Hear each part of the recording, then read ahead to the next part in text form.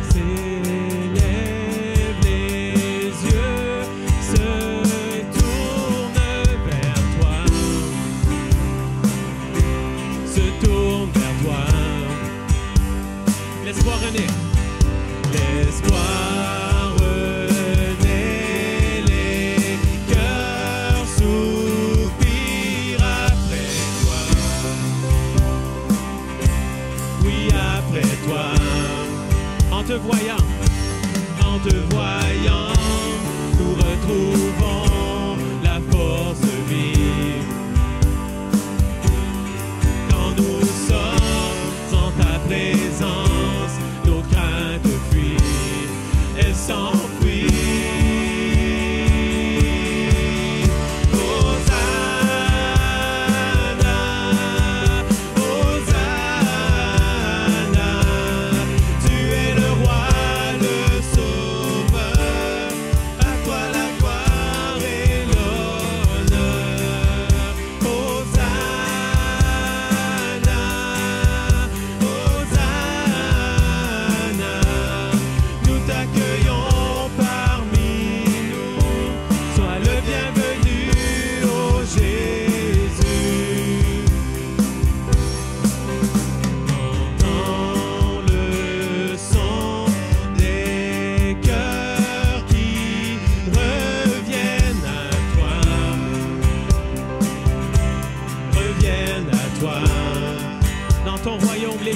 Sont restaurés dans ton royaume. Les vies brisées sont restaurées,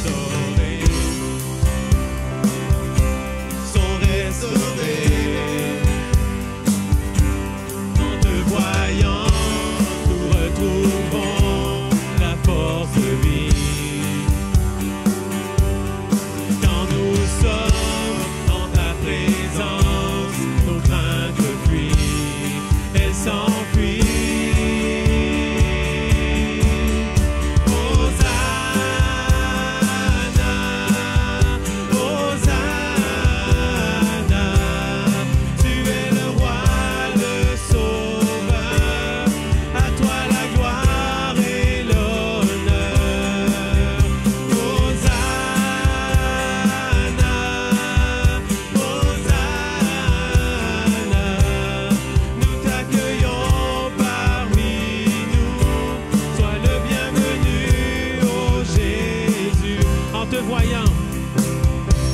En te voyant, nous retrouvons la force vive. Quand nous sommes en ta présence, nos craintes s'enfuient.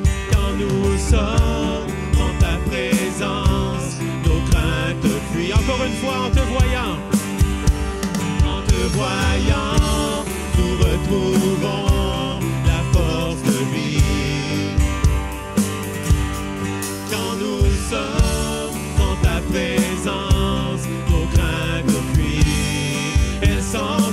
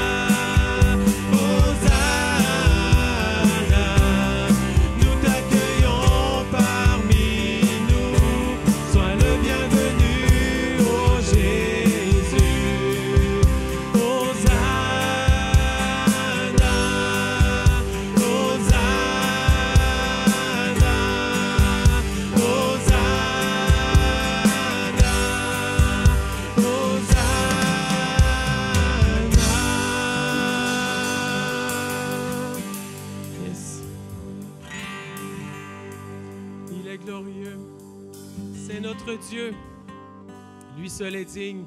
Amen. Alléluia, Jésus. Chantons ça.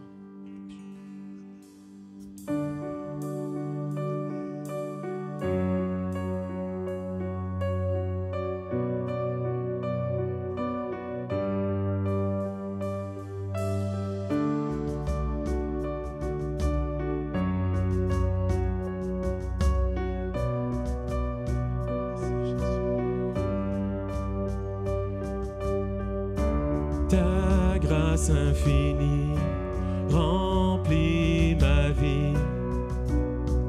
Oui, je crois en ta parole, je t'attendrai. Approche-toi, Saint-Esprit, renouvelle-moi. Je me prosternerai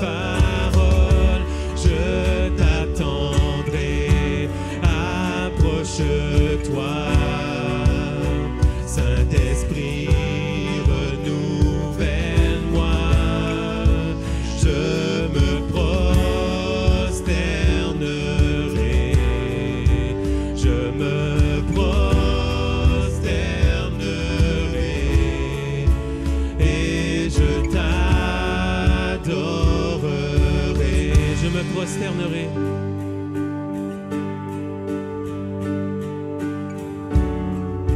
Je me prosternerai. Je me prosternerai et je t'adorerai. Encore une fois, je me prosternerai.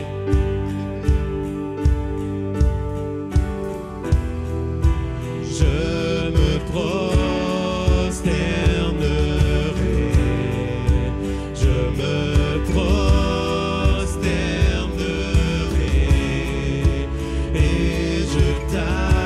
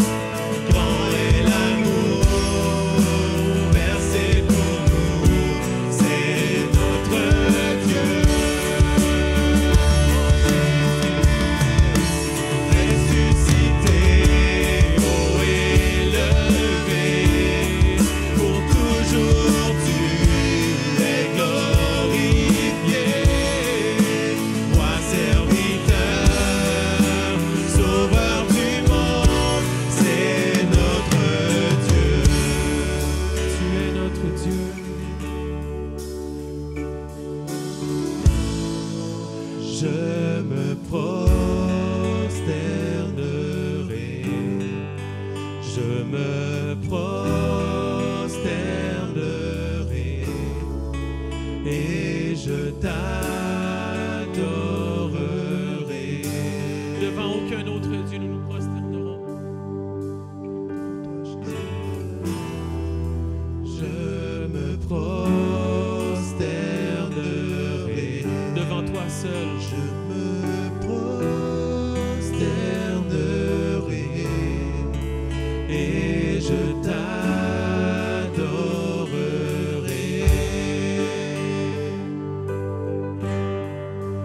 Tu as choisi de tout donner en offrant ta vie sur cette croix.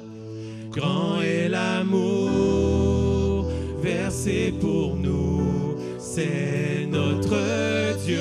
Oui, c'est qu'il est.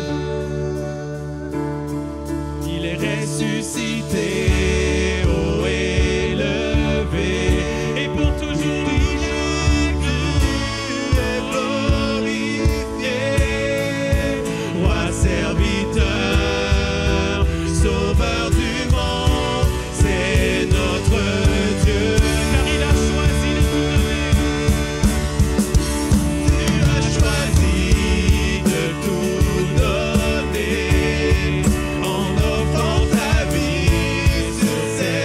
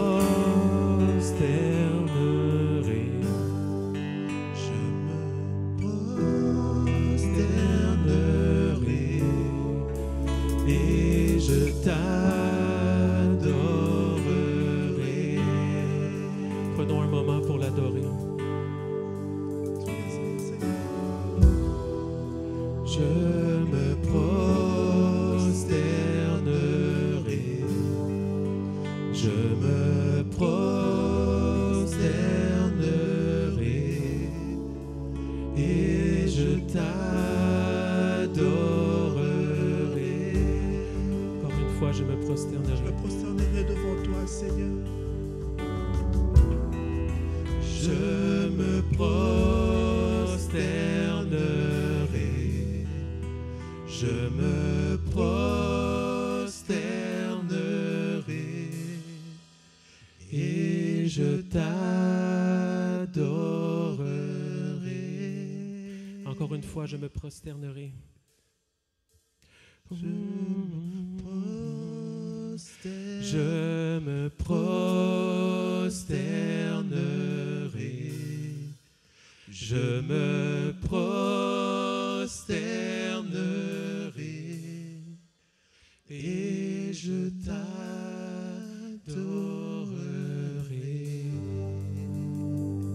Jésus, toi seul est digne, toi seul est digne de louange. Tu es grand, tu es grand, tu es grand, infiniment grand. Toi seul mérite la gloire et l'honneur. Toi seul mérite la louange. Sois élevé, Jésus.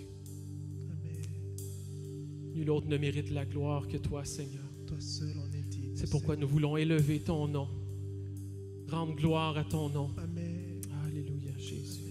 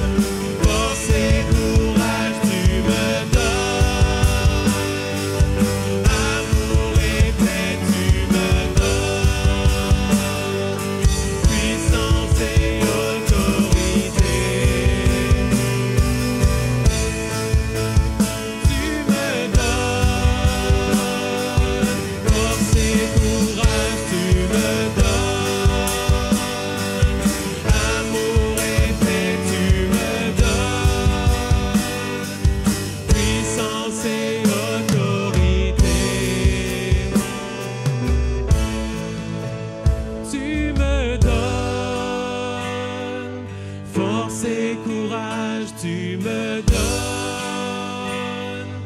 Amour et paix tu me donnes.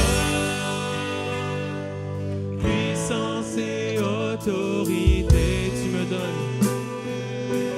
Tu es le roc sur lequel je me tiens. Force et courage, tu es celui sur qui je me plie.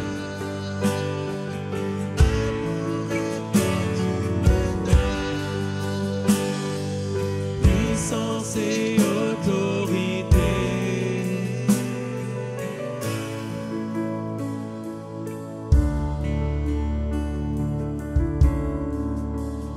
Tu es le roc sur lequel je me tiens. Gloire à toi, Seigneur.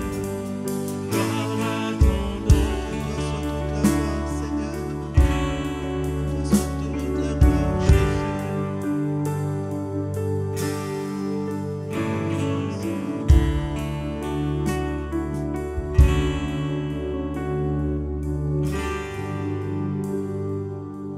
Alléluia, merci Seigneur.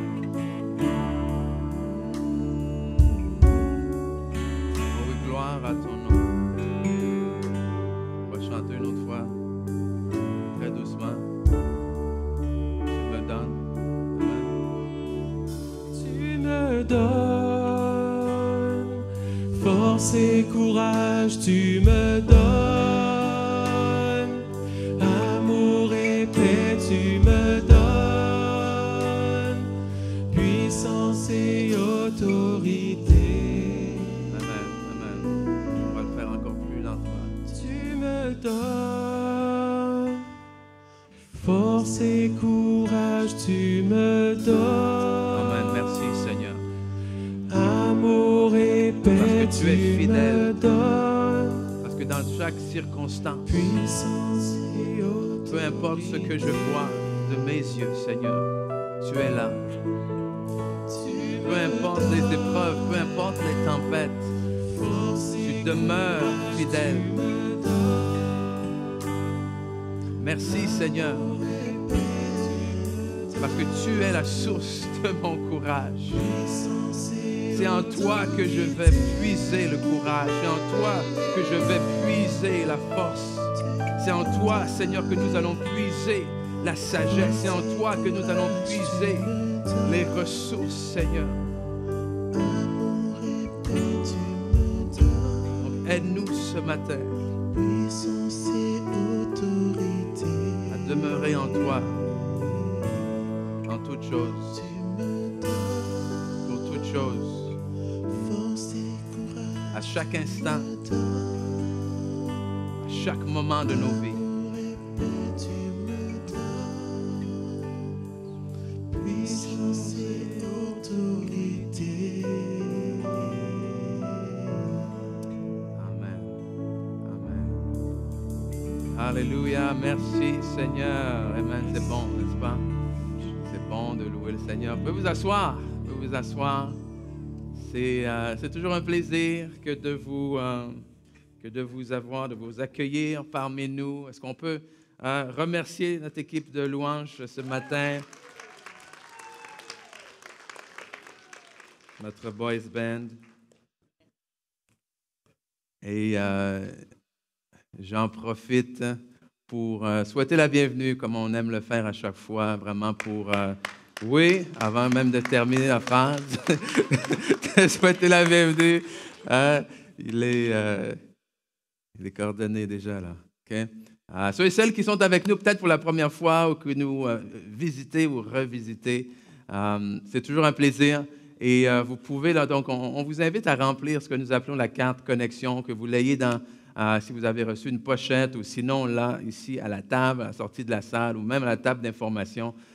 Cette carte-là, comme son nom l'indique, nous permet d'entrer en contact avec vous, vous permet également d'entrer en contact avec nous si vous avez des questions ou quoi que ce soit sur vision, mission, programme de l'Église ou requête de prière. Donc, vous pouvez passer par cette carte-là et la déposer dans le panier à l'extérieur de la salle. Donc, par la suite, première annonce au niveau du service funéraire pour notre frère Éric qui nous a quittés la semaine dernière.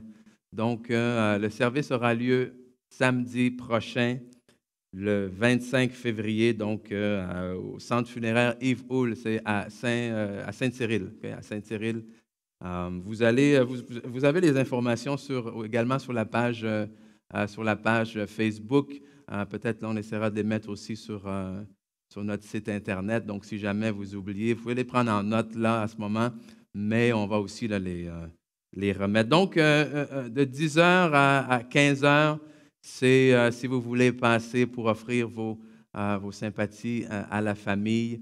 Et puis, le service, là, la cérémonie va débuter autour de 15 heures. J'aurai l'immense honneur de présider ce service. Donc, si vous pouvez être présent, eh bien, ça serait, je crois, apprécié pour toute la famille. Et à cause de ceci, donc, évidemment, on se retrouve à reporter notre brunch, déjeuner, activité pour les hommes qui était prévu pour le 25 février.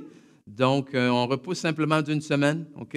Donc, une semaine plus tard, le samedi, le 4 mars, même principe, messieurs, donc brunch, déjeuner, on partage vraiment un moment de communion fraternelle ensemble, un moment où est-ce qu'on désire partager notre cœur pour le ministère des hommes, parce que j'ose croire que David n'était pas le seul appelé à être un homme selon le cœur de Dieu. Amen. Et c'est vraiment ce que l'on désire faire, vous accompagner là-dedans. Et puis, donc, c'est 10 $ à vous inscrire à la sortie, à la table d'information. Si jamais, messieurs, vous vous étiez inscrits et déjà payé pour le 25 et malheureusement, vous ne pouvez pas être là pour le 4, ne vous inquiétez pas. Vous êtes inscrits, vous avez déposé votre argent, là, on peut vous rembourser, on comprend. Mais au contraire, à l'inverse, si ceux qui ne pouvaient peut-être pas être là le 25, eh bien, le 4, si vous pouvez vous libérer, on serait extrêmement heureux de vous recevoir avec nous. Ensuite, également, cette semaine et la semaine prochaine, au niveau des reçus de dons pour la fin d'impôt, il va y avoir quelqu'un de posté à la sortie avec vos enveloppes, donc les reçus pour l'année 2022. Donc, simplement passer à la table, donner votre nom, c'est tout en ordre alphabétique, là, vous partez avec l'enveloppe. Donc, le dimanche prochain, donc après ça, on va les envoyer par la poste, OK? Mais si vous voulez bien, là, ça serait apprécié de pouvoir les prendre ici, d'accord? Ensuite, réunion de prière demain soir. Donc, toujours un bon temps de se réunir ensemble pour prier, adorer le Seigneur. Donc, c'est sur le boulevard Lemire à 19h. Puis, je termine avec une petite annonce là, à propos de notre frère John Beans, qui a eu un malaise cardiaque au courant de la semaine dernière. Mais je veux vous rassurer, John est à la maison maintenant. Il a passé quelques jours à l'hôpital. Il est allé à Sherbrooke aussi pour une opération. L'opération s'est bien déroulée. Selon ce qu'il me dit, les médecins n'ont rien trouvé dans le sens où est-ce que son cœur est en parfait état. Dieu merci. Amen. Donc, je voulais prendre le temps de le saluer. Je sais qu'il est à la maison aujourd'hui. Je lui ai dit qu'il était aussi bien de rester, se reposer, d'être sage. Donc, il m'a écouté. C'est bon. Okay? Non, je pense qu'il a écouté son médecin aussi, d'abord. Donc, bonjour John et Denise. Et voilà, c'est tout pour les annonces. Mes amis, les enfants, vous pouvez aller rejoindre vos moniteurs pour les classes. Je pense qu'il y a la jeunesse aussi, les adolescents ce matin.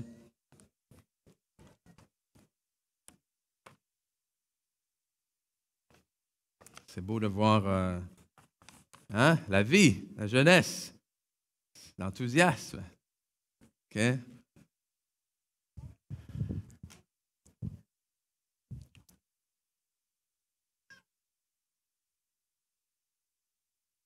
Donc, pour nous, Ce matin. Donc, il y a des gens qui sont prêts. J'espère que vous êtes prêts parce que la louange a très bien mis la table. Mais je vais quand même poser la question au cas où est-ce que certaines personnes qui seraient encore endormies, vous êtes prêts à recevoir la parole ce matin?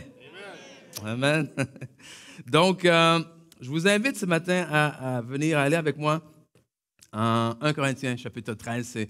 C'est là où est-ce qu'on va lire un passage qui, pour plusieurs personnes, j'ose croire, est bien connu. Donc, 1 Corinthiens, chapitre 13, versets 4 à 7 et aussi la fin au niveau du verset 13. C'est ce qu'on va lire ensemble aujourd'hui pour mettre la table. Si je parle les langues des hommes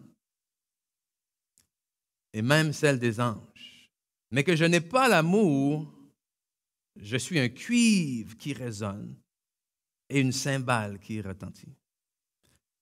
Si j'ai le don de prophétie, la compréhension de tous les mystères et toute la connaissance, si j'ai même toute la foi jusqu'à transporter les montagnes, mais que je n'ai pas l'amour, je ne suis quoi? Rien. Pensons-y. Qui aime la prophétie? Qui aime la foi? Qui aime l'idée de transporter les montagnes? Et si tu n'as pas l'amour, c'est que de la poudre aux yeux. Et si je distribue tous mes biens aux pauvres, et si même je livre mon corps aux flammes, mais que je n'ai pas l'amour, cela ne me sert à rien. Alors le verset 4 entame en nous disant ce qu'est l'amour. L'amour est patient, il est plein de bonté, l'amour n'est pas envieux, l'amour ne se vante pas. Il ne s'enfle pas d'orgueil, il ne fait rien de malhonnête, il ne cherche pas son intérêt, il ne s'irrite pas et ne soupçonne pas le mal. L'amour ne se réjouit pas de l'injustice, mais il se réjouit de la vérité. L'amour pardonne tout, il croit tout, il espère tout, il supporte tout. Verset 13. Maintenant donc, ces trois choses restent ou trois choses demeurent.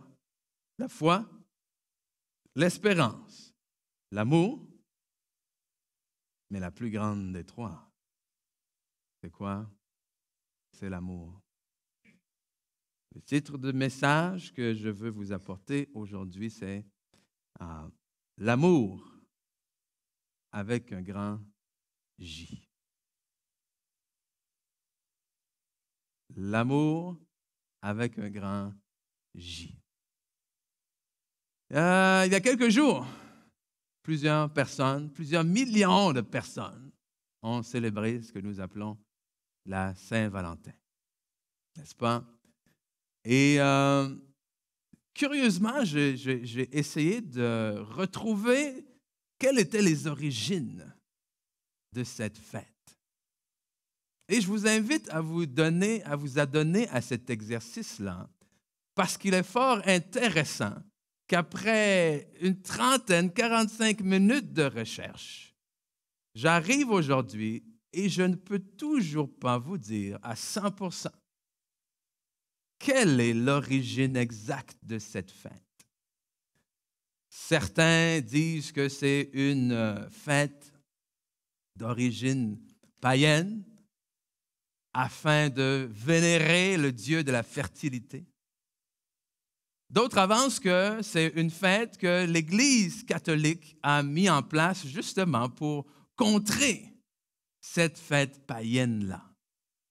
Et pour certains, la naissance de la Saint-Valentin a eu lieu dans le 17e ou le 18e siècle, alors que pas des prophètes, mais bien des poètes, oui, se sont mis à écrire et à inventer cette histoire-là de la Saint-Valentin.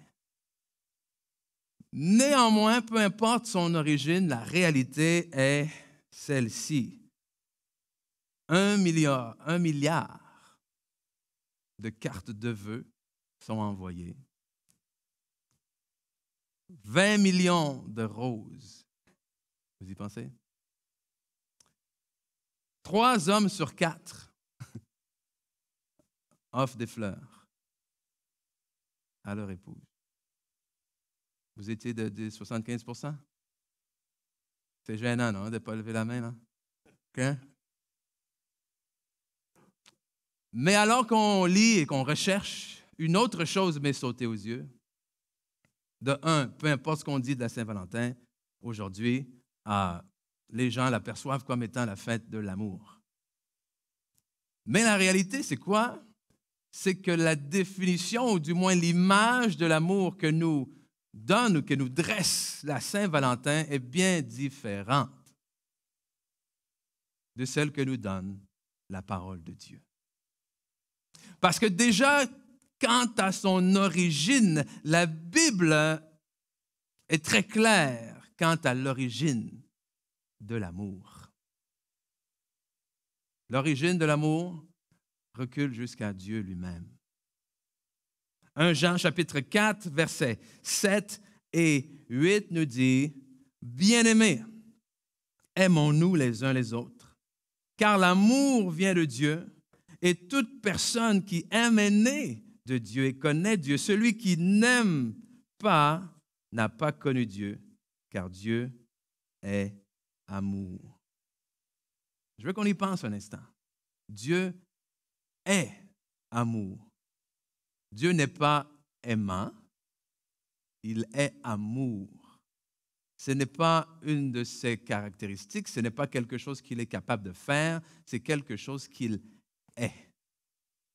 Donc, si c'est ce que tu es, alors tu ne peux pas faire autrement que l'être, que agir en fonction de qui tu es. On dit des fois, dans un adage humain, on dit « chasse le naturel et revient au galop ». Mais tu ne peux pas chasser le naturel de Dieu. Tu ne peux pas chasser l'amour de Dieu parce qu'il est, encore une fois, à la racine même de qui il est.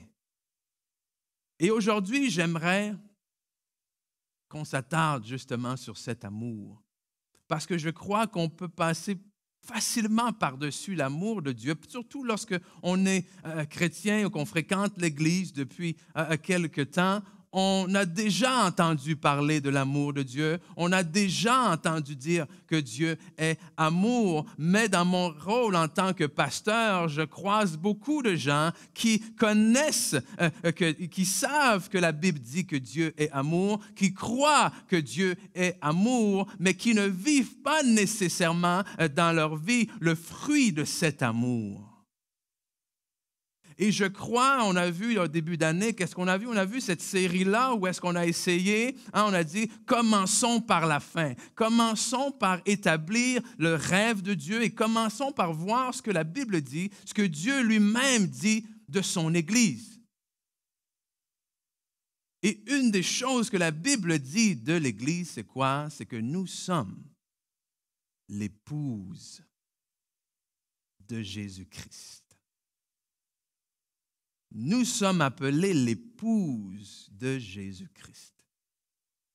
Alors aujourd'hui, en tant qu'épouse, je crois que l'heure est venue de développer une plus grande intimité que jamais avec notre époux.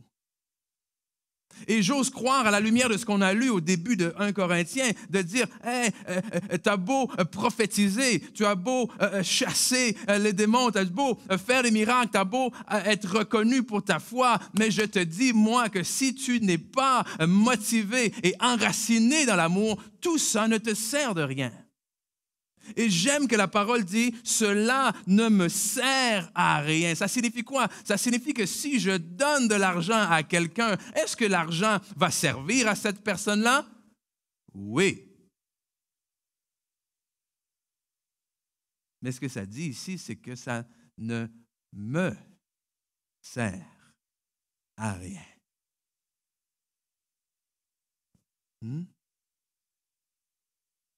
Parce que c'est l'attitude, la motivation, le pourquoi je vais avoir fait ce don.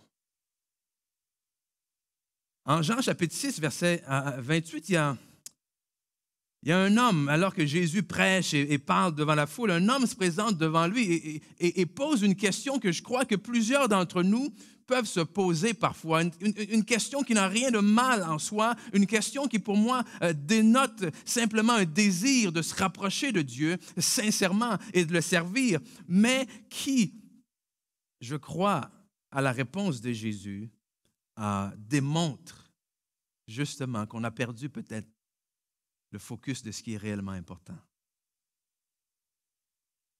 Verset 28, cet homme va comme suit, dit à Jésus, « Que devons-nous faire? » Souligner le faire.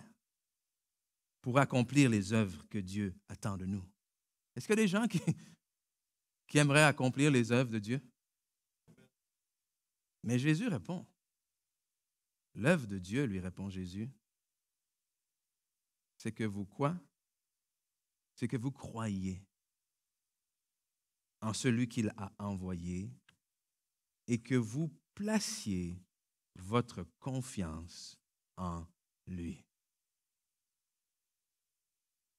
Bref, ce qu'il lui dit, cet homme d'arrière-plan juif, ayant été élevé dans la loi de Moïse, ayant été élevé à suivre les commandements, entend Jésus prêcher une sorte de nouvelle loi, si je peux me permettre, une nouvelle direction. Et cet homme intrigué, ayant compris que ce n'est pas simplement par l'accomplissement de la loi que nous sommes agréables devant Dieu, se dit alors, mais que devons-nous donc faire pour lui être agréable et faire ses œuvres? Et Jésus lui répond finalement, mais ce qui lui est vraiment agréable et ces réelles œuvres qu'il veut de toi, c'est que tu places en lui ta confiance. Mais comment alors placer sa confiance en quelqu'un avec qui nous n'avons pas de relation? En quelqu'un que nous ne connaissons pas. Parce qu'on comprend que l'intimité, c'est beaucoup plus que savoir qui cette personne est. Okay? Les Chiefs de Kansas City ont gagné le Super Bowl. Je vois beaucoup d'amateurs de Super Bowl ici. Oui. C'était les Chiefs. J'étais en infériorité numérique chez moi. Et jusqu'à la fin, j'ai cru. Je connais Patrick Mahomes, le quart arrière des Chiefs. Je sais qui il est. Mais si je l'appelle aujourd'hui, il y a des grandes chances qu'il ne réponde pas à mon téléphone. Parce que lui n'a aucune idée de qui je suis. OK? Pourquoi je vous dis ça? C'est parce que je crois qu'en tant qu'enfant de Dieu, il faut aller au-delà de la connaissance intellectuelle de qui est Dieu. Beaucoup de gens ont atteint cette maturité où ils sont capables de parler de Dieu, où ils sont capables de donner les attributs de Dieu. Mais vous savez, c'est un peu comme lorsque quelqu'un vous dit « Pourquoi est-ce que tu l'as marié? Pourquoi est-ce que tu as épousé cette personne? » C'est comme si quelqu'un me demande « Pourquoi est-ce que tu aimes ta femme? » Je ne sais pas exactement pourquoi. Je peux te donner des mots, mais les mots que je peux te donner sont des mots qui pourraient être attribuables à beaucoup d'autres femmes. Amen. Je l'aime parce qu'il y a quelque chose que j'ai découvert en elle à travers notre intimité.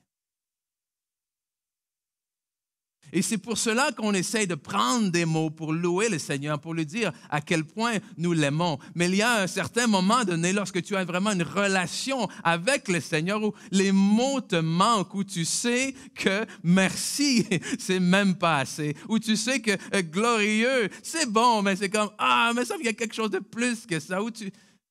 Comprenez ce que je veux dire? Une définition de l'intimité.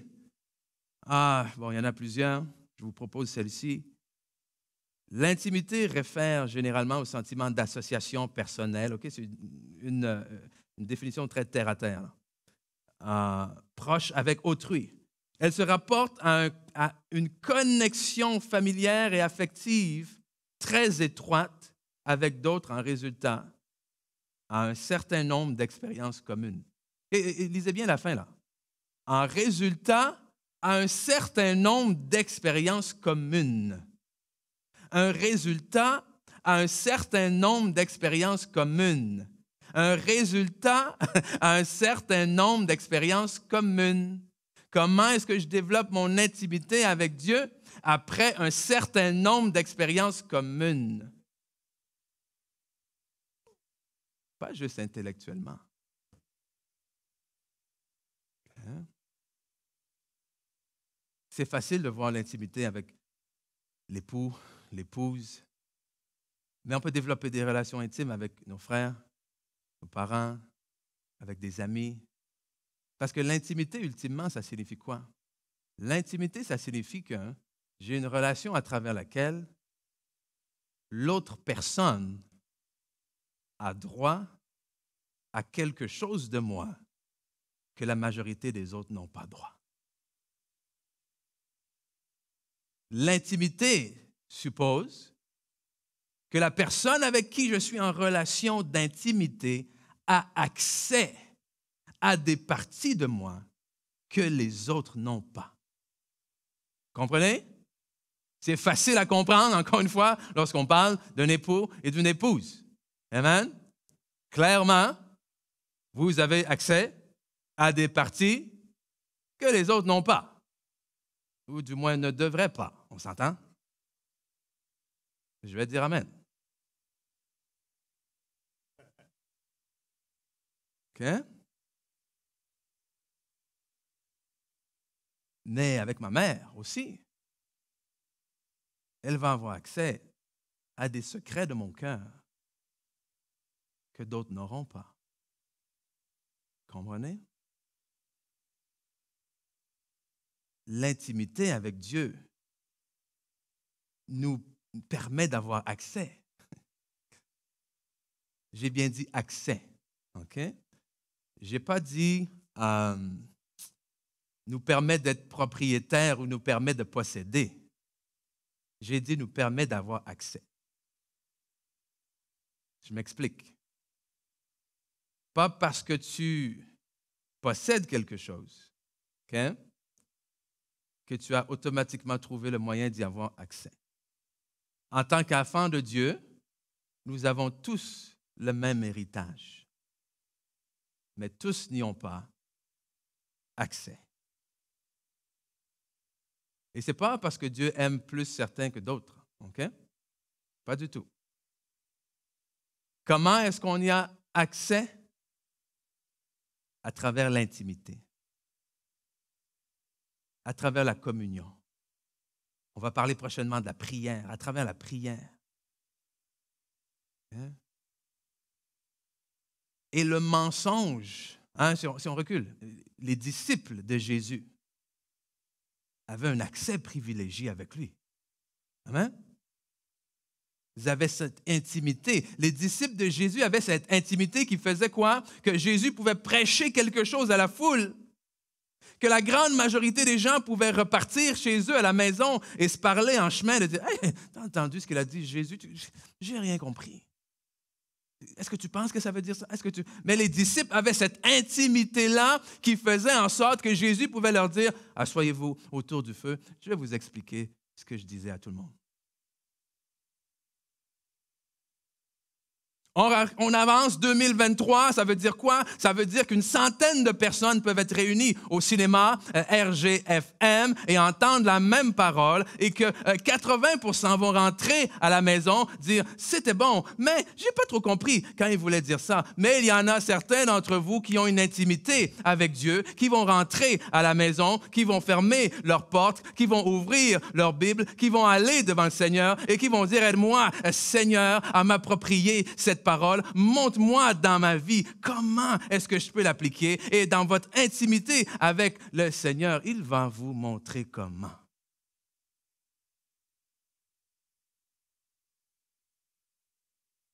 Ce n'est pas la parole que l'on entend qui change nos vies. C'est la parole que l'on met en application. Mais comment mettre en application quelque chose qu'on ne comprend pas? Assez compliqué. Alors, comment arriver à comprendre? À travers l'intimité. Dieu ne joue pas à cache-cache. Okay? Dieu ne s'amuse pas à nous cacher pour le plaisir des choses. Le problème, c'est que les questions qu'on lui demande, des fois, on veut savoir des choses qu'on n'a pas besoin de savoir. Et le mensonge de cette société aujourd'hui, c'est quoi? Le mensonge de cette société qui, malheureusement, a pénétré dans l'Église aussi, c'est que la société, le monde d'aujourd'hui nous dit et nous montre et nous vend que tu peux avoir accès à l'intimité sans l'amour et la relation. Amen? Vous avez besoin que je traduise? OK? Tu peux coucher avec sans la connaître.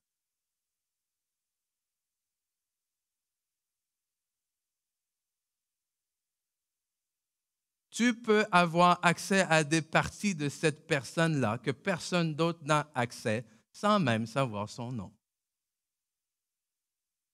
Hello?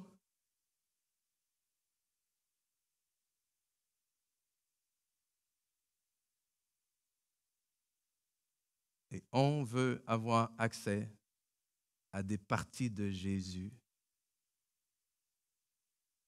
sans la relation.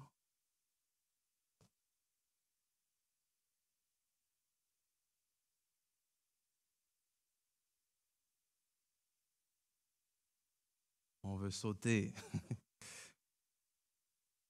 les préliminaires.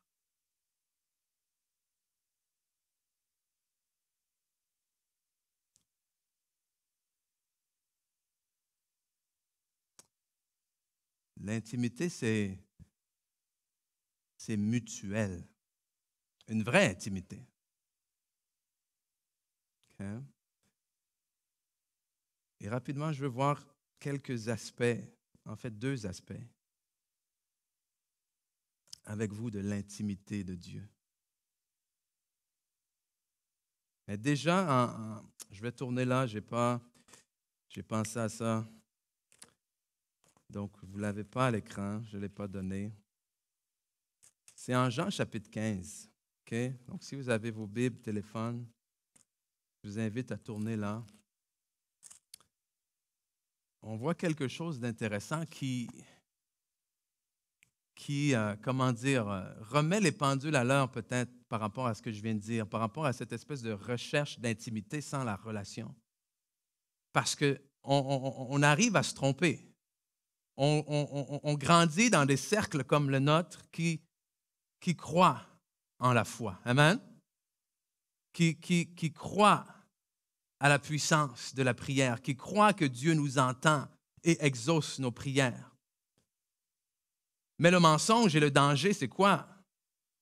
C'est encore une fois d'arriver devant Dieu et faire des prières et exiger des choses à Dieu et vouloir avoir accès aux fruits de l'intimité sans bâtir de relation. Et après, on dit, oui, mais j'ai prié, ça ne fonctionne pas. Oui, mais cette histoire de foi-là, ça ne fonctionne pas. Oui, mais j'ai cru à la montagne, je lui ai dit, va-t'en au toit de là, et ça n'a pas marché. Oh my God. on oublie un détail extrêmement important. Jean chapitre 15. On va commencer au verset 5, OK? Écoutez bien, écoutez bien. Celui qui demeure en moi, amen, demeurez en lui, en Jésus, communion, relation, intimité. Celui qui demeure en moi et en qui je demeure, mutuel. Le résultat, c'est quoi? Celui qui demeure en moi, à qui je demeure, porte beaucoup de fruits. Car sans moi, vous ne pouvez rien faire. Il poursuit en disant, si quelqu'un ne demeure pas en moi, il est jeté dehors, comme le sarment, et il sèche. Puis on ramasse les serments, on les jette au feu, et ils brûlent. Écoutez bien, c'est surtout ce verset-là que je veux souligner, parce que c'est surtout ce verset-là, je crois, qui touche à notre théologie, nos croyances, la foi. Si vous demeurez en moi et que mes paroles demeurent en vous, demandez ce que vous voudrez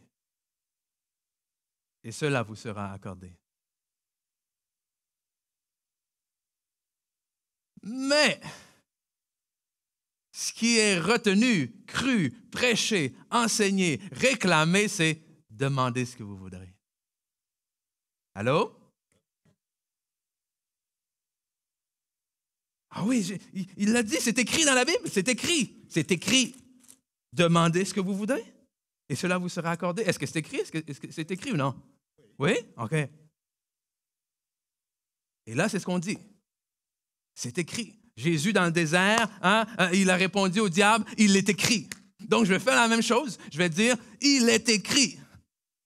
Demandez ce que vous voudrez et il vous sera accordé. Alors, Seigneur, aujourd'hui, je te demande ceci et tu me l'accordes. Et là,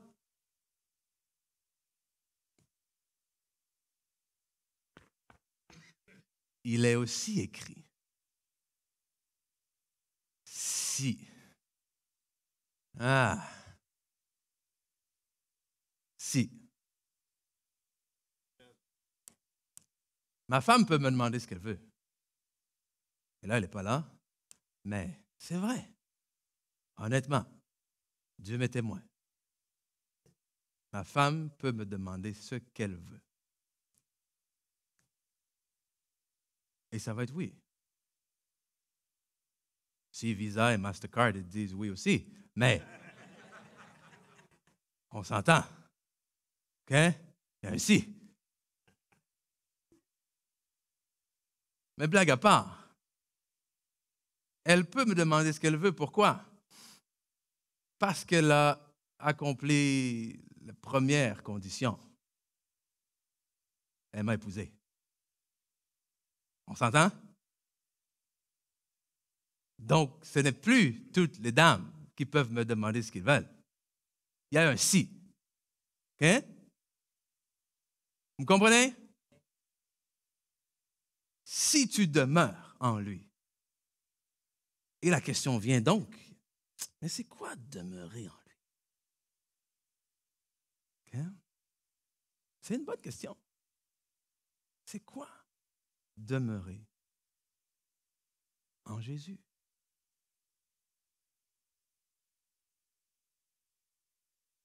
Ça signifie, premièrement, garder sa parole. La garder, c'est plus que la conserver. Okay? Si je garde quelque chose, ça signifie également que j'y prends soin. Je prends soin de vivre à la lumière de cette parole-là. Je prends soin d'être à l'écoute de ce que le Seigneur me dit et je prends soin d'agir selon ce que le Seigneur me dit. Parce qu'une manière, la façon la plus simple de prouver, de démontrer si je demeure dedans ou non, c'est si je lui obéis ou non. Si je n'obéis pas à la parole, automatiquement, je ne vais pas demeurer dans la parole. OK? 1 Jean 5, 14, je crois aussi, dit, ça dit que j'ai un blanc. C'est quoi? Oui. Tout ce que vous demandez. Nous avons cette assurance auprès de lui. Que si nous demandons quelque chose selon sa volonté, il nous écoute. Et s'il nous écoute, nous savons que nous possédons déjà d'avance la chose que nous lui avons demandée. Mais là aussi, il y a un si, vous avez remarqué? C'est quoi le si? Si nous demandons quelque chose selon sa volonté, et sa volonté, elle est là.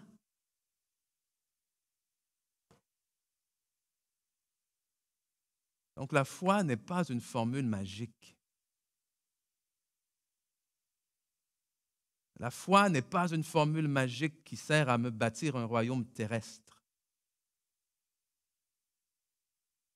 La foi est d'abord et avant tout quelque chose qui m'assure une demeure céleste. Et qui par la suite m'appelle et m'interpelle à une relation avec l'auteur de la foi, Jésus lui-même. Et dans demeurer, il y a aussi cette notion de persévérer. OK? On demeure en lui, on persévère en lui. Que dans l'épreuve, dans le désert, ou peu importe, on continue de rester en lui.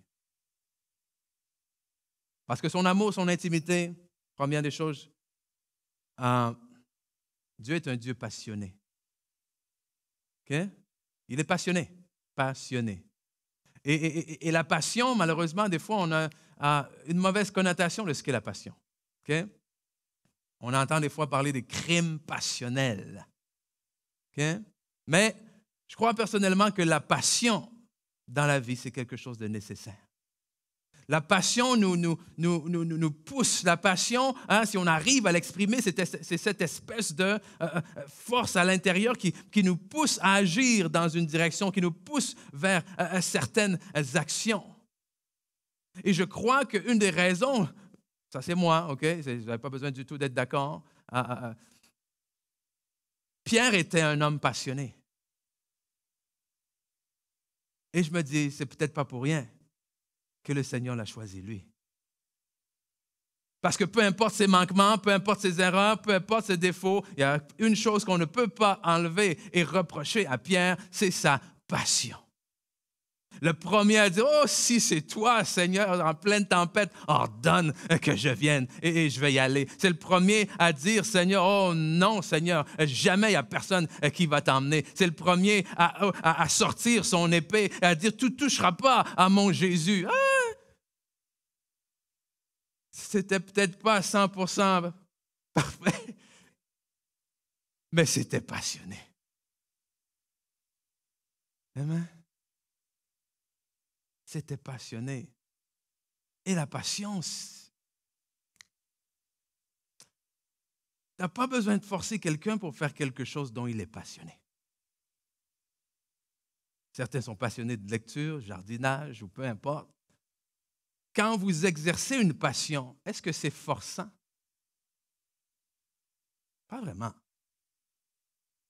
Il y a quelques semaines, un ancien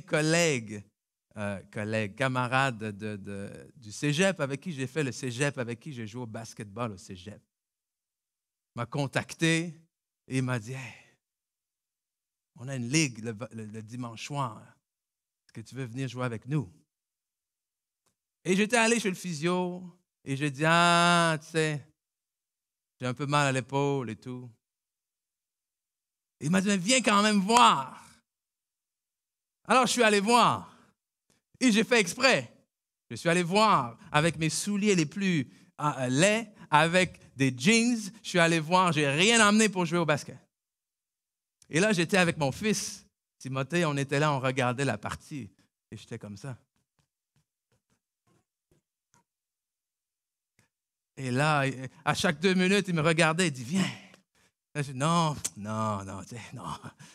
Et là, après, il me regarde et dit, « J'ai des shorts. » Là, je fais non, non, non, non, non, non. Après, il me regarde, il dit, j'ai des souliers. Alors là, j'ai mon fils à côté qui dit, vas-y, vas-y. Là, vous pensez que j'ai résisté? Impossible. J'avais les shorts les plus laides. Il me faisait presque ici, là. Ah, Giuliano, tu te souviens de mes shorts? Giuliano était là. Mais, une fois que j'avais le ballon dans mes mains, j'aurais pu être en speedo. Ça, il y a des limites peut-être. Ça ne m'aurait pas dérangé. Okay?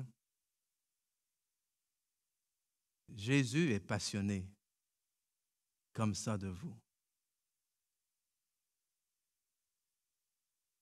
On parle souvent de la souffrance que le Christ a endurée. Mais en fait, ces moments de souffrance, son arrestation, le temps où il a porté la croix, jusqu'à ce qu'il aille à Golgotha se faire crucifier, il y a un nom pour ça. Hein? Comment on appelle ça? Comment? On appelle ça la passion de Christ. Cette période-là n'a pas été appelée la souffrance de Christ, ça a été appelé la passion. Parce que c'est là où son amour, wow, a été pleinement manifesté. Oui, à travers sa souffrance, certes. Mais pour lui, ça en valait la peine. Et ce qui nous amène non seulement à dire que cet amour est passionné, mais que cet amour aussi est sacrificiel. Okay? Cet amour est sacrificiel, cet amour donne tout. Je crois que Romains chapitre 5, on va le lire ensemble, je crois que ça l'englobe vraiment, ça dit tout par rapport à cet amour-là. Romains chapitre 5, versets 6 à 8. Je vais vous le lire dans la version parole vivante. En effet, lorsque nous étions encore empêtrés dans nos péchés, j'aime vraiment le mot empêtrés, OK? Incapables de nous aider nous-mêmes, trop faibles pour aimer Dieu ou pour lui apporter quoi que ce soit de valable, le Christ, au moment fixé par Dieu, est mort pour nous. C'est-à-dire pour des impies qui ne se souciaient même pas de Dieu. Il est déjà extraordinaire, verset 7, que quelqu'un donne sa vie pour un homme de bien. Il peut arriver que pour un bienfaiteur ou pour une cause juste, un homme accepte de braver la mort. Mais le Christ, lui, il est mort pour nous, alors que nous vivions encore en conflit avec lui. Ouh, j'aime la dernière phrase. Wow. N'est-ce pas là la meilleure preuve que Dieu nous aime?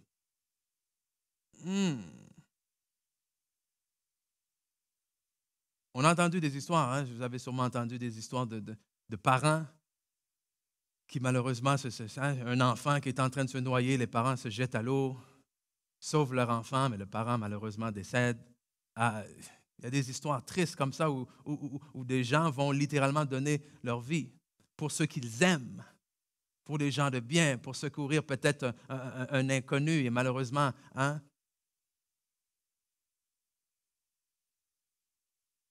Mais pour ton ennemi,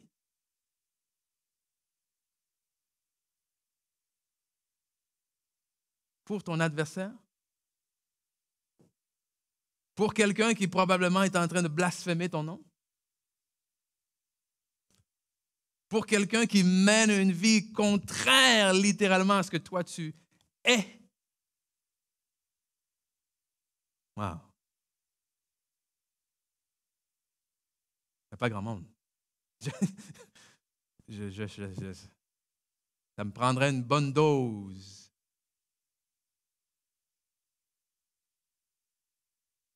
de l'amour de Dieu pour arriver à faire ça. parce que je m'améliore. Mais je dois avouer qu'encore aujourd'hui, lorsque j'entends quelque chose que quelqu'un dit à propos de moi ou de quelqu'un que j'aime ou de quelque chose que j'aime, mon réflexe immédiat, dans les 5 premières secondes, n'est pas toujours automatiquement « Gloire à Dieu, bénis-le Seigneur ». Mais je me confesse, je sais que vous êtes extraordinaire, mais j'ai encore du chemin à faire. Le laps de temps s'accourcit énormément, honnêtement. OK? Mais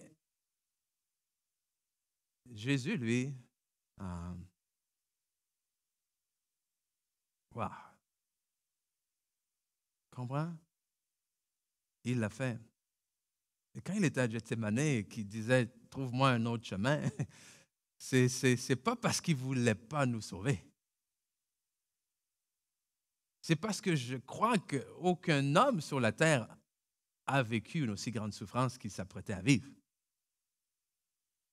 Hein? Mais il l'a fait. Il l'a fait. Il a choisi de le faire. Et c'est ce qu'il faut comprendre. La Bible nous enseigne que Jésus a choisi. Et on ne l'a pas chanté ce matin, ça? Okay? Tu as choisi de tout donner. C'est parce que c'est ce que ça nous dit. Il a choisi. Lorsque le fameux passionné Pierre a sorti son épée, alors que les gens sont venus pour arrêter Jésus, Pierre a sorti son épée et il a coupé l'oreille du serviteur, du souverain sacrificateur pour dire non, on va se battre jusqu'à la mort. Il n'y a personne qui va partir avec Jésus. Jésus lui a dit, Pierre, j'aime ta passion, mais relax. Et il lui a dit, ne sais-tu pas que je pourrais appeler une légion d'anges en ce moment qui viendrait m'arracher de ce moment? Non. Mais il faut que ça se fasse comme ça. Wow. Je veux dire à quelqu'un aujourd'hui, Dieu, Jésus, t'a choisi. OK? Jésus t'a choisi. Peut-être que tes parents ne t'ont pas choisi. Okay? Je suis sérieux là. Peut-être que tu t'es fait dire, on ne t'a pas voulu. Dieu, lui, t'a choisi. Okay?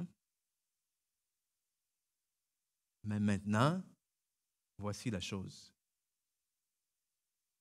Jonathan, tu peux venir, s'il te plaît?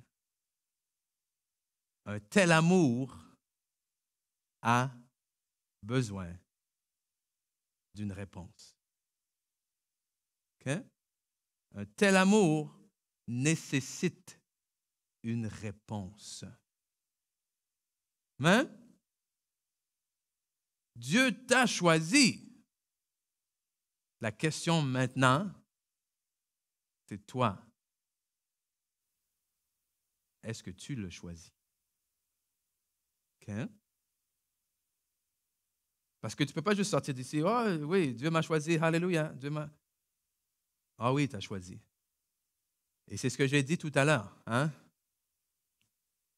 Dieu, à travers le sacrifice de son Fils, a pourvu, a rendu accessible, a permis à toute l'humanité, sans exception. OK, on va le dire ensemble, sans exception.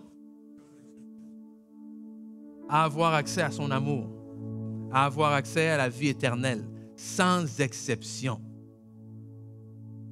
Maintenant, il y a un si pour y accéder. La seule manière d'y accéder, c'est à travers l'intimité. Et le premier pas pour l'intimité, c'est de l'accepter. C'est de dire, oui, j'entre en relation avec le Seigneur Jésus. Parce que tout ça est là. Tu sais, Jésus n'est pas simplement le Dieu des chrétiens. Amen? Jésus, Dieu est venu. Jésus n'a pas donné simplement sa vie pour les chrétiens. Jésus n'a pas donné sa vie pour faire des gens des chrétiens. OK? On se comprend là? Même si, lorsque je crois en Jésus, le christianisme, ça fait de moi quoi? Un chrétien. Oui, je le comprends. Jésus a donné sa vie pour faire de tous les hommes et toutes les femmes des enfants de Dieu. Maintenant,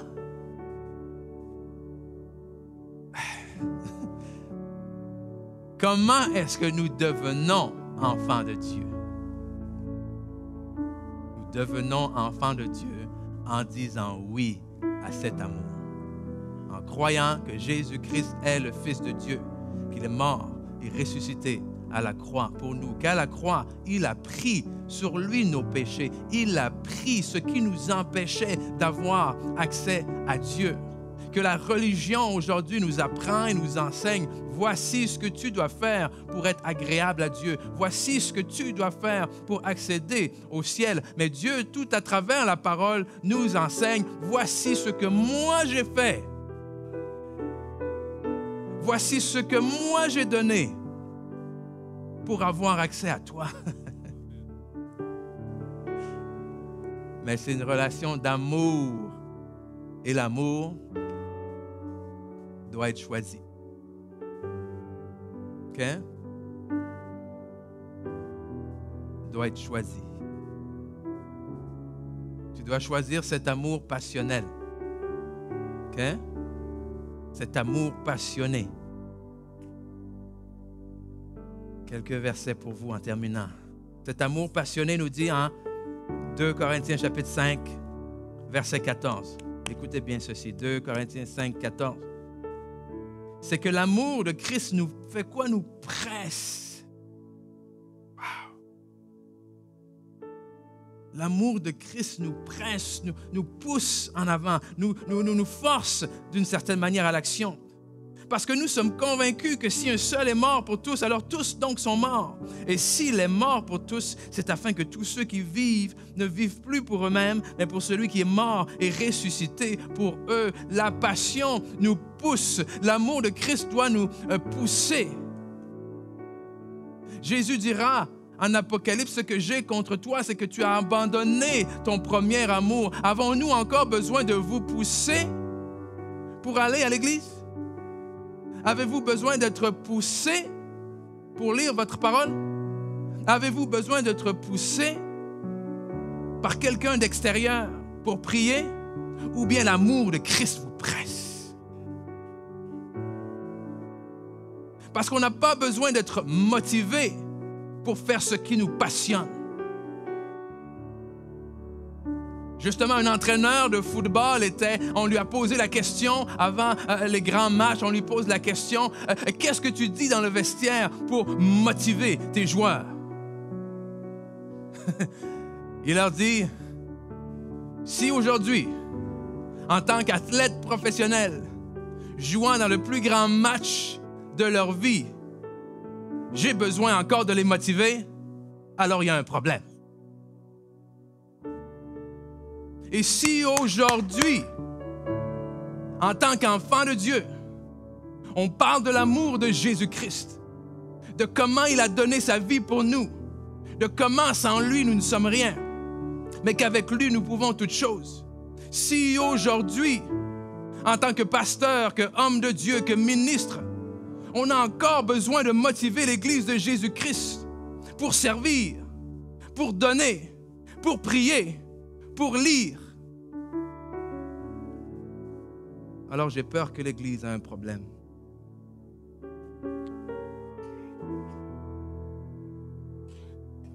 Problème de passion.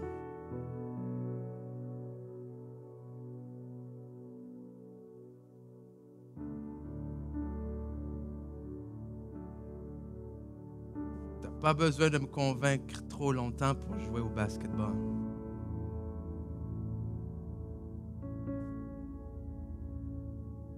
Ça devrait être la même passion qui nous pousse à entrer en communion avec le Seigneur.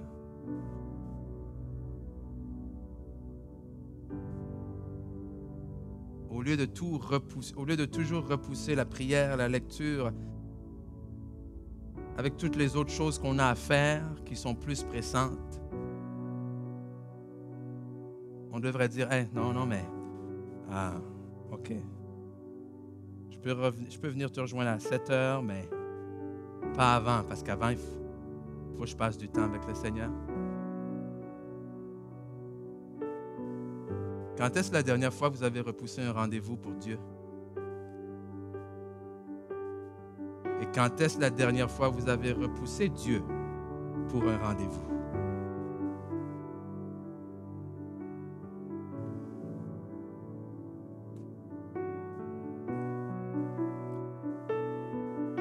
Cet amour, ce genre d'amour exige et nécessite une réponse. Une réponse à la hauteur de la passion qu'il nous a démontrée. Et une réponse à la hauteur du sacrifice qu'il nous a démontré. Un jeune homme riche venait devant Jésus et lui dit, « Maître, que dois-je faire pour hériter la vie éternelle? » Jésus lui dit, « Pourquoi m'appelles-tu bon? Il n'y a de bon que Dieu seul. Alors tu connais les commandements. Tu ne commettras point d'adultère. Tu ne tueras point. Tu ne déroberas point. Tu ne diras point de faux témoignages. Tu ne feras tort à personne. Honore ton père et ta mère. » Alors l'homme lui répondit, « Maître, j'ai observé toutes ces choses dès ma jeunesse. » Jésus, l'ayant regardé, lui dit quoi? La Bible dit, Jésus, l'ayant regardé, l'aima. Jésus, l'ayant regardé, l'aima. Ce genre d'amour exige une réponse. Voici la réponse que le Seigneur demandait à ce jeune homme. Jésus, l'ayant regardé, l'aima et lui dit, « Il te manque une chose, va et vends tout ce que tu as. Donne-le aux pauvres et tu auras un trésor dans le ciel. Puis viens et suis-moi. » Mais affligé par cette parole, cet homme s'en alla, tout triste, parce qu'il avait de grands biens. Jésus l'aima. Jésus était prêt à sacrifier sa vie pour lui. Mais ce jeune homme était davantage attaché à ses richesses. Ce verset ne nous parle pas de tout donner, de tout vendre pour aller suivre Jésus. Ce verset nous parle de qu'est-ce qu'il y a dans ton cœur que Jésus ne peut pas encore prendre. Qu'est-ce qu'il y a dans ton cœur qui est plus grand que lui? Qu'est-ce qu'il y a dans ton cœur que tu n'es pas encore prêt à sacrifier? Parce que la Bible nous dit qu'à moins que le grain de blé ne meure et entre au sol, ne peut pas porter de fruits. Et la chose est la suivante, qu'il y a une très minime différence entre être semé et être enterré. Il y a une minime différence à la surface entre quelqu'un qui est mort et enterré et entre quelqu'un qui est semé. Pourquoi est-ce que je vous dis ceci? Je dis ceci parce que c'est la saison pour nous. C'est la saison de sacrifice. C'est la saison où si nous voulons porter du fruit dans nos vies, il y a une semence qu'il va falloir semer. Il n'y a aucun fruit qu'on peut récolter dans nos vies aujourd'hui qu'il n'y a pas eu de semence d'abord. On se présente devant le Seigneur et on veut récolter des fruits. Mais ma question pour vous, c'est quelle semence avez-vous semé pour pouvoir récolter le fruit que vous demandez? Et la semence que le Seigneur exige, c'est la semence de nos vies. C'est de dire, oui, je suis à toi.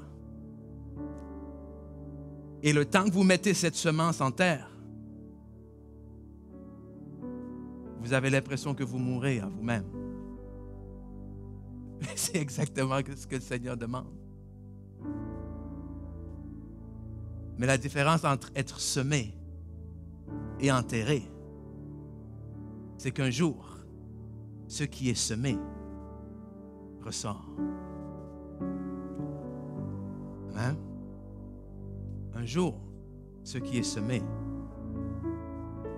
porte du fruit.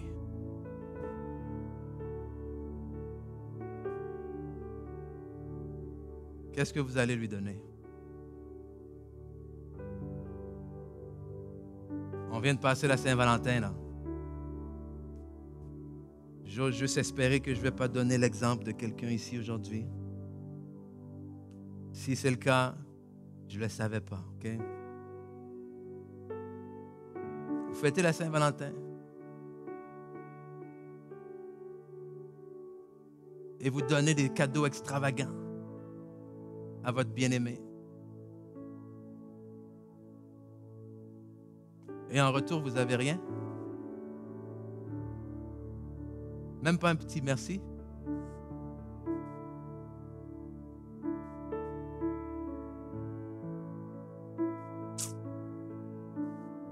Nous sommes l'épouse de Jésus-Christ. Notre époux a donné sa vie pour nous.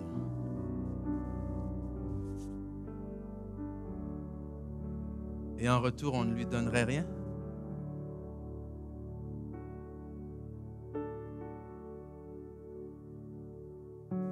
Alléluia, on va prier ce matin.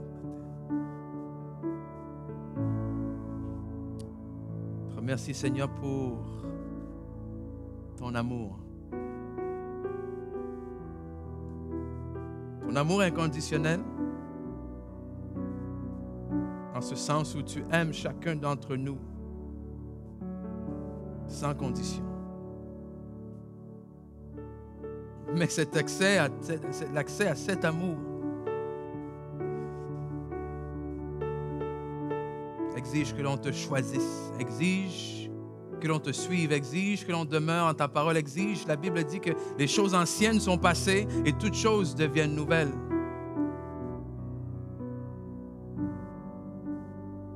On veut prendre le temps de te remercier, Seigneur. On veut prendre le temps juste de dire merci, merci d'être allé à la croix, merci de nous avoir aimés alors que nous ne t'aimions pas, alors que nous ne te connaissions même pas, alors que nous étions loin de toi. Seigneur, tu n'as pas attendu qu'on soit parfait, tu n'as pas attendu, Seigneur, qu'on arrange nos vies, Seigneur, avant de te donner ta vie pour nous, mais tu l'as fait. Tu l'as fait par amour, Seigneur, tu l'as fait même pour ceux et celles peut-être qui t'accepteront jamais, mais ce matin, on veut te dire merci, ce matin, on veut te dire oui. Et je veux lancer cet appel ce matin à ceux qui sont ici. Je vais lancer l'appel d'abord à ceux et celles qui peut-être, comme la parole de Dieu le dit, peut-être vous sentez, si vous êtes honnête, vous avez délaissé votre premier amour. Peut-être vous êtes-vous éloigné du Seigneur. Je vous invite ce matin à reconsacrer, comme on dit, votre vie au Seigneur Jésus.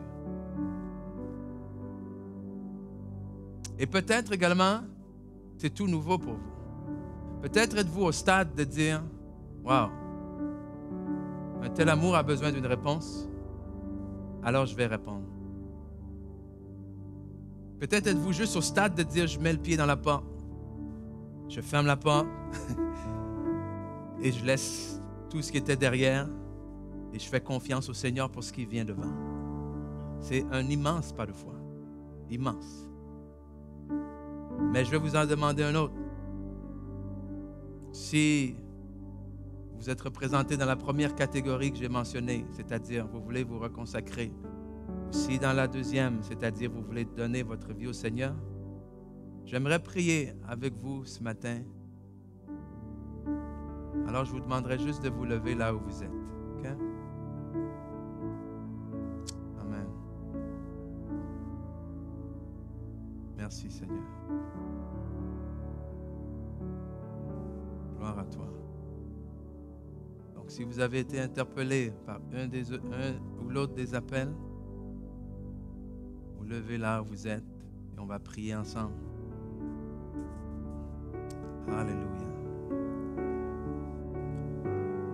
très simple. Très simple. La prière qu'on va faire, c'est la clé qui nous donne accès à la porte, qui nous donne accès plutôt, à la maison. Mais c'est que le début. On ne reste pas juste dans le portique. C'est cette vie éternelle qui nous permet après d'explorer tout ce qu'il y a dans la maison. Donc, juste répétez après moi, là où vous êtes ce matin, à la maison aussi. On va dire ensemble, Père éternel, je viens devant toi avec amour et reconnaissance. Aujourd'hui, je confesse de ma bouche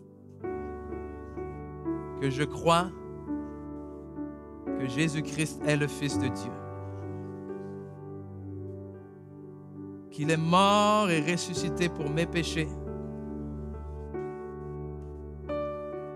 qu'il est assis à la droite de Dieu et que par ma foi en lui, je reçois le don gratuit de la vie éternelle.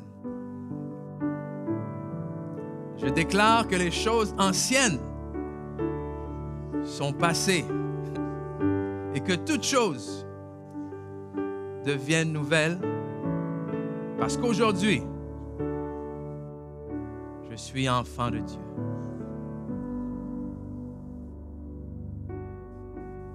Dans le nom de Jésus, Amen. Amen. Amen. Wow. S'il y a des gens à la maison ou ici qui ont fait cette prière, laissez-moi juste une minute, s'il vous plaît. On fait cette prière pour la première fois. Vraiment, vraiment, on veut le savoir. De un, félicitations. Et de deux, on aimerait le savoir pour vous accompagner là-dedans, pour prier avec vous, pour répondre à vos questions. Parce que, comme j'ai mentionné, ce n'est que l'entrée dans la maison. Amen. Et pour ceux et celles aussi qui viennent de se reconsacrer, gloire à Dieu. Amen. Donc, je vous invite, tous ceux et celles, vous pouvez prendre une carte connexion à la sortie, la remplir, mettre dans le panier. Vous pouvez nous écrire en ligne, je viens d'accepter le Seigneur, et un membre de notre équipe va se faire un plaisir de vous contacter. Donc, sur ce, je vous remercie énormément pour votre présence et vous souhaite une excellente semaine à tous et à toutes. Bye bye.